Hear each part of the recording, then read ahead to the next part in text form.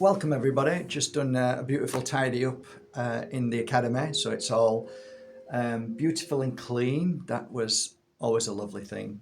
Cleanliness is close to godliness, they say. Nice to be clean. How are you all doing today? Who are they? It's probably one of the biggest questions ever asked, and I don't think nobody really has the answer. Everybody is just completely guessing. But I'd like to do a little bit of a deep dive into this if you don't mind.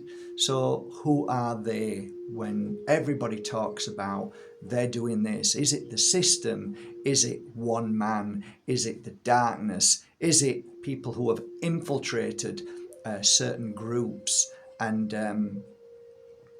could it be, let's say, 10 families? Could it be CEOs of, the ever shrinking corporation companies now, shrinking down to next to nothing? Could it be insurance companies? Could it be the World Economic Forum? Could it be the dark and deceptive companies that are black ops, like the military industrial complex? You can keep going on and on and on and on. But I think all in all, they are all of the above. I think down to even our watching the black screen and seeing people jumping on and just throwing a spanner in the works, that's they. And they don't even know it. And the reason why I say they don't even know it, maybe they do. Maybe they're the shills of what we talk about, those who infiltrate certain groups and try and, become a hero to these groups and pull them away into their narrative. And then all of a sudden they pull them back into the very aspect of what this or they want us to go to. The typical is the brands and the Tucker Carlsons. It's all bad and they're all doing this to us, and yet they pull us straight into the same place, which is the system, bringing you straight back to the voting system. It's got to be Trump. It's got to be Trump. Oh, well, you've got to vote for this. Like, no, you're actually part of the system. Like I said, whether they know it or not. I'm not disrespecting anybody.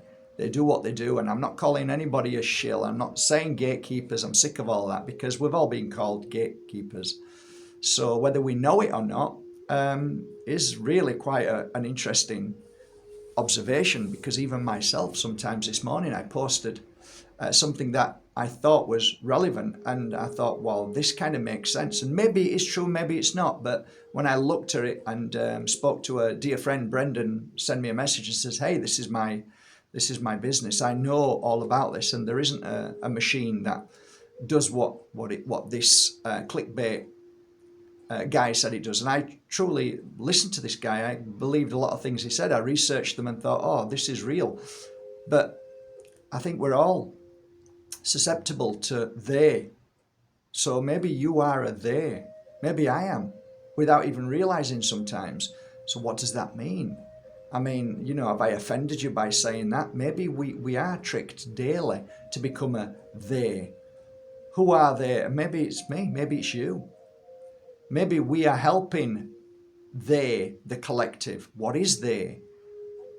For me, it seems more like and I don't want to say energy because now you'll go, but let's say it's a form of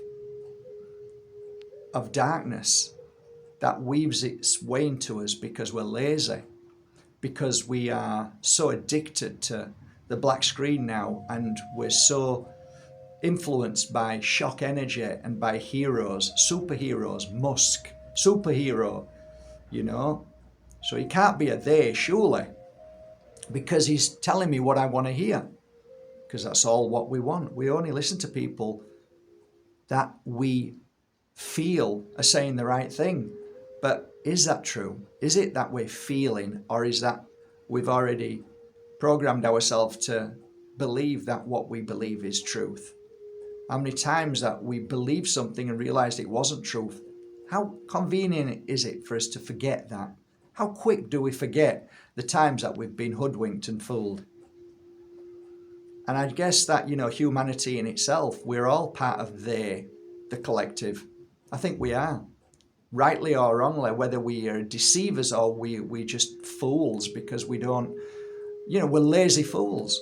I was a lazy fool this morning. Seemed like sounded right to me, and quite rightly pointed out by a dear friend saying, and he did it so lovely as well. He said, surely there is maybe things like this in the world, but what I'm looking at is not what I know to be true. And I'm like, thanks for that. It's right. And here I go again, listening to somebody that absolutely posted some fantastic stuff, and now he's posted something that has made me look a fool.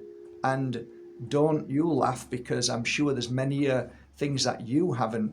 I mean, I wasn't in the mood to deep dive this morning. I just posted it, and I didn't. I took it down straight away, thinking, what a fool. I should have looked into it more. But we're so lazy now. So I think this understanding of light and dark, yin and yang, good and bad, the battle between good and evil, I think plays a huge role in this. And many years ago, I talked about the change in humanity. I was talking about how every day when we become depressed or sick or poisoned or manipulated, something happens to the body and the soul that kind of really struggles on an impact of moving back into the light. And I've mentioned this before, and it was my job to go into houses and check out and see what was actually going on in the house, where families were really petrified. They'd just moved into the house, and I could feel certain things in the house which didn't feel right. And again, my job was to try and communicate to spirit. Now, whatever spirit that is, we don't know. Sometimes I dealt with really bad, really, really abusive, spirits, to a point where I was in Belgium in a catacomb, dealing with, let's say, a bishop who was a prolific abuser of children back in the, I believe, 15th century, something like, or 16th. I don't know exactly when, but the paperwork was shown to me afterwards when I presented my truth to the owners of this building, which correlated. It made sense to them completely. Point being is that all spirits are different, and depending on what you've been through in your journey, I think the fact that we look back now and we can truly understand why there was such a fascination in the soul.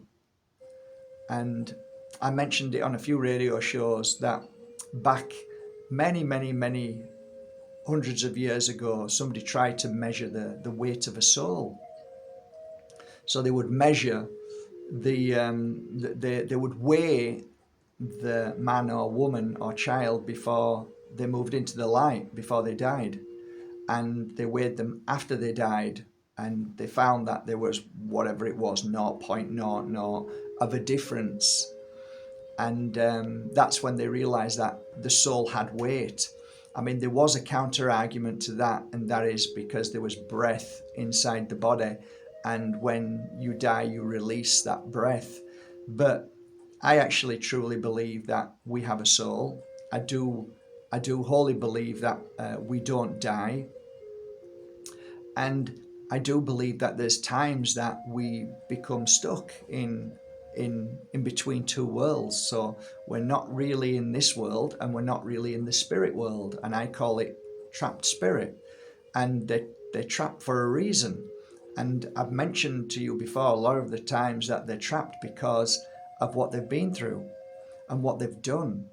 So it could be that they decided not to vibrate into the light because they didn't want to walk through the door to find out that they were going to be persecuted and punished and sent to hell. And that's why they become trapped. But I noticed something, and I felt something over these past few years that has been concerning to me, but it wouldn't be to anybody else, because they don't see trapped spirit, they don't feel them. They just get on with their normal life, and unless something smashes in the house or the taps turn on without knowing, and all of a sudden, okay, that this spirit is now becoming a nuisance. Now you understand. But you don't really know what I'm talking about if you've never experienced it. Well, if you've been asked to go to houses, thousands of houses, to experience this thing, you realize that there's an in-between world. Some people call it purgatory. There's loads of different names for it, but I call it just spirit trapped, because they can't go home and they can't stay here. They're not fully here, but they are. They're in the frequency of the house or the land. They can be anywhere. So, point in fact, I believe wholeheartedly they realize that if they can make the body sick and ill by putting poisons into them, that the transition for the consciousness to flow straight into the spirit world is somehow hijacked slightly. Not all, but many. And I'm feeling more and more trapped spirit than I have ever felt. You might ask the question, and it is a good question, well, why would they do that? Why would they trap a soul? Well, what I understand about trapped souls is that they vibrate at a frequency which is very low, and that then creates the energy in properties or on land. Like, I would say it's very similar to if you've ever been to places where there were mass murders. They call it war, but it's just mass murder, murdering each other. And you feel the energy of that place. It's solemn, it's gruesome. If you've ever been to a concentration camp, you'll feel the same. All around there, it feels solemn. You know, there's no birds hardly, because they don't go into that energy. They stay away from that frequency, because there's trapped souls there and they vibrate at a frequency which is not healthy. It's not good. It's when you enter into it, you feel low instantly. You'll vibrate at that frequency, and it can make you feel sick. It can make you feel nauseous. It can make you crazy a little bit. But the whole point is that the whole point that I'm trying to make is the spiritual battle between light and dark. I believe darkness is there, and darkness control all of us in certain ways if we are not mind, body and spirit balanced. So if we're feeling sick, there's a chance that we can easily become a they. If we start taking pharmaceutical drugs, we can become a they. If we start taking massive intakes of alcohol, and so on, and poisoning our body, we become a they, because we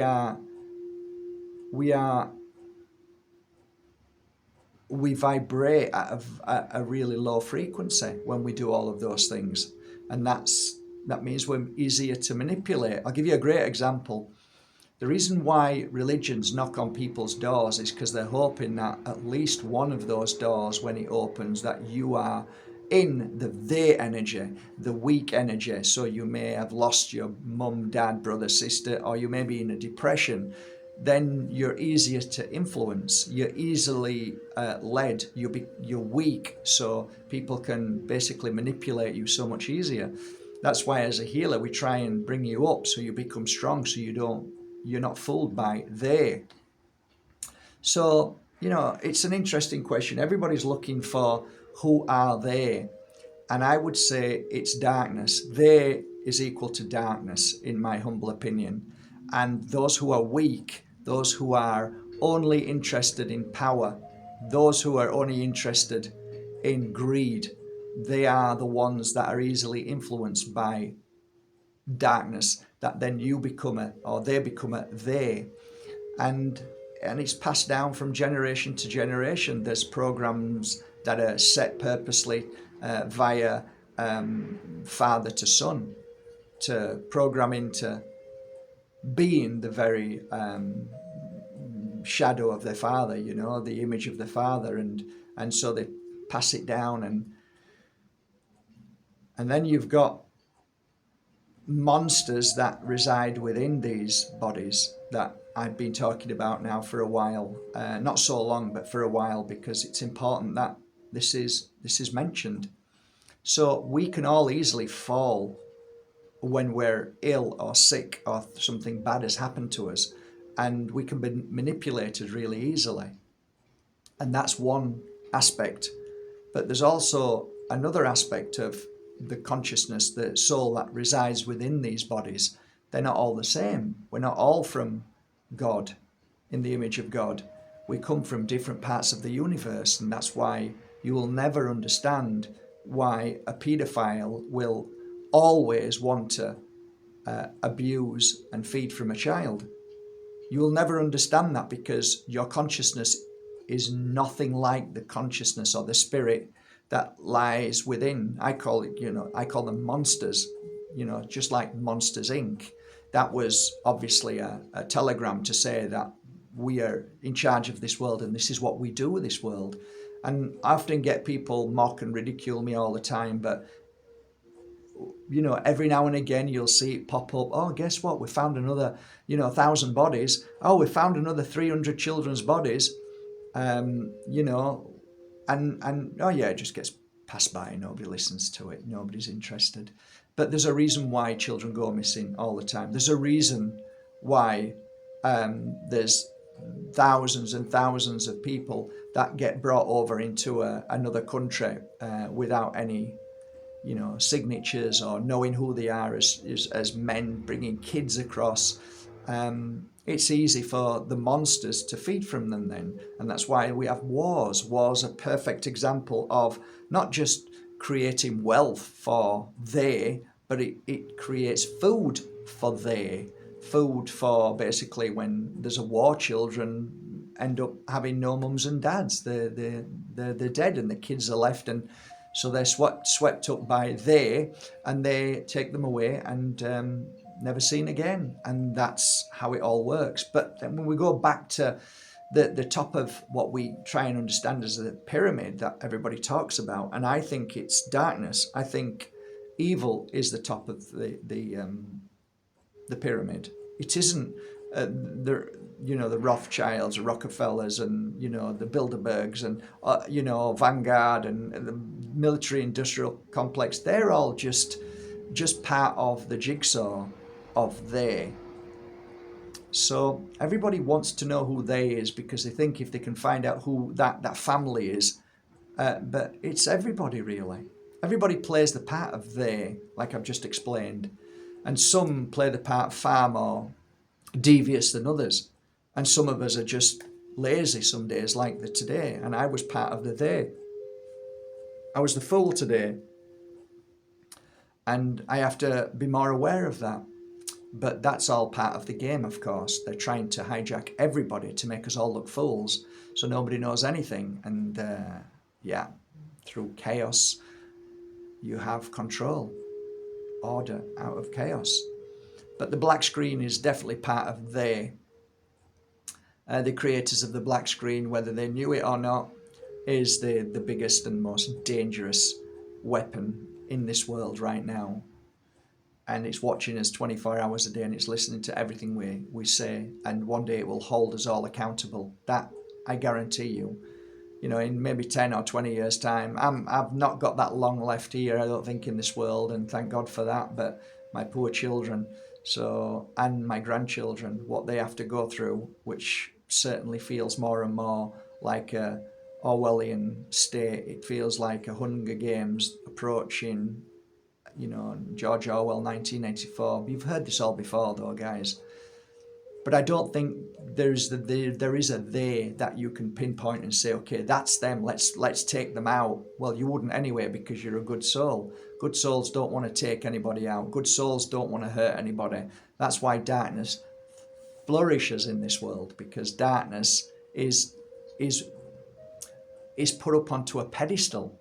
So darkness wants you to lie. If you lie, you'll get bonuses. If you lie, you'll get the highest positions in society. If you tell the truth, you will be punished, because darkness basically is running the world right now. And there's only a few of us who truly are standing our ground of light. And I guess it's a bit like Lord of the Rings at the very end, when they're all stood there and all the monsters are around them. And the ring gets thrown back into Mordor, and they all perish and die, and what a lovely happy ending. And if you believe in these pre-programs and these telegrams that they're sharing with us, well, maybe that is part of the program. Maybe they're showing us that because maybe in the end, light does always conquer the dark, but it's going to be a very, very, very difficult mountain to climb. I'm sure whoever wrote, because I don't believe anybody when they say they wrote a book, or they, it's always seems to be some kind of psyop, or I wrote these songs. I've stopped believing anything these days unless it's right in front of me and I see my truth, which is my experience. Everything else, I'm sorry, but I'd rather choose not to believe it these days, because I don't want to let myself down and feel stupid again. And how many of us have believed in somebody and thought, wow, this person's talking my language, and then you realize that they are actually part of the they more than any of us. So yeah, interesting days. I think all corporations at the highest level are all connected, intertwined into a web, and that web is they. I believe there is no difference with whether he believes it or not. I'm not dissing anybody. I'm just saying that I don't believe Elon Musk is a savior. Everything that points, I mean, most people have stopped looking at truth now, and they just want to feel that they like somebody. That's it. Oh, I like him.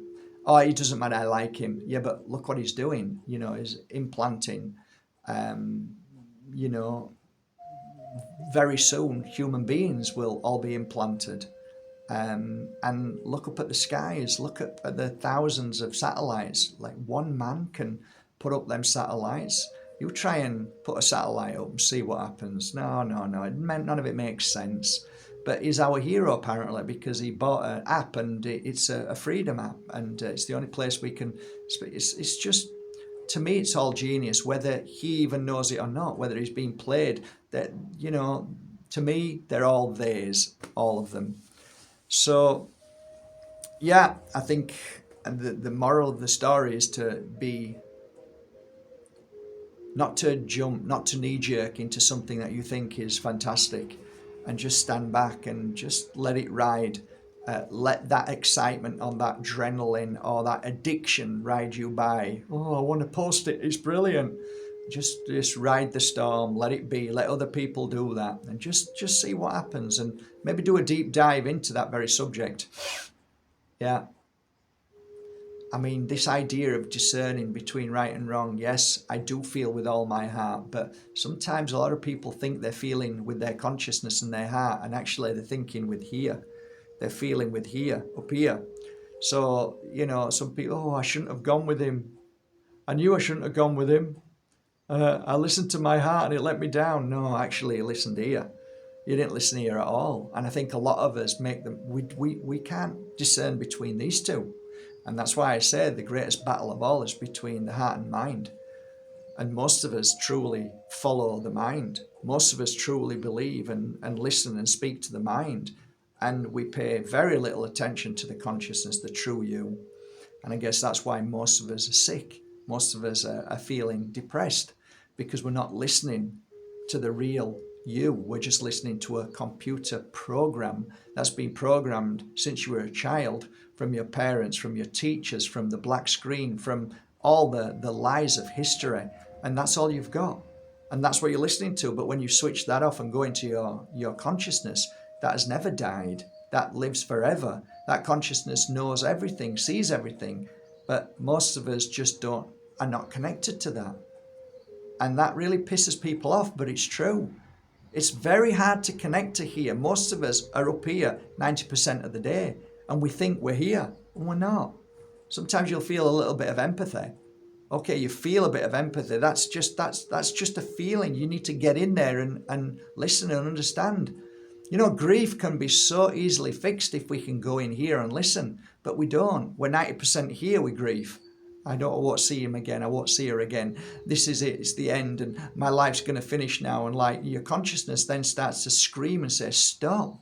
Listen to me. Stop listening to this fear. Listen to me." But you don't.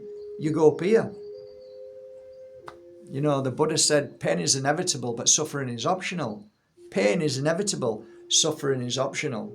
Because if you go here, you won't suffer anymore because you'll realize that there's nothing to suffer.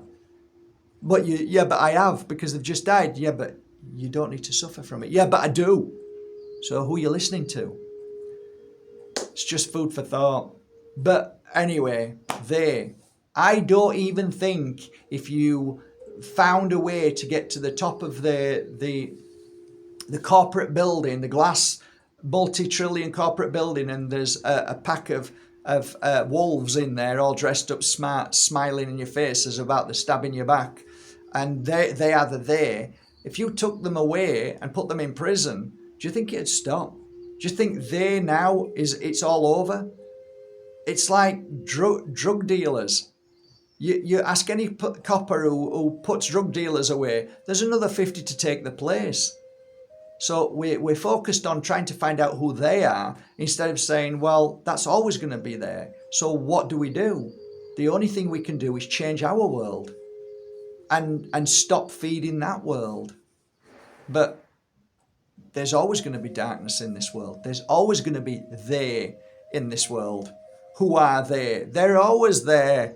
People, what I've just said, everybody, right up to the satanic monsters of this world that spend all their time trying to infiltrate this world by causing the greatest damage, by,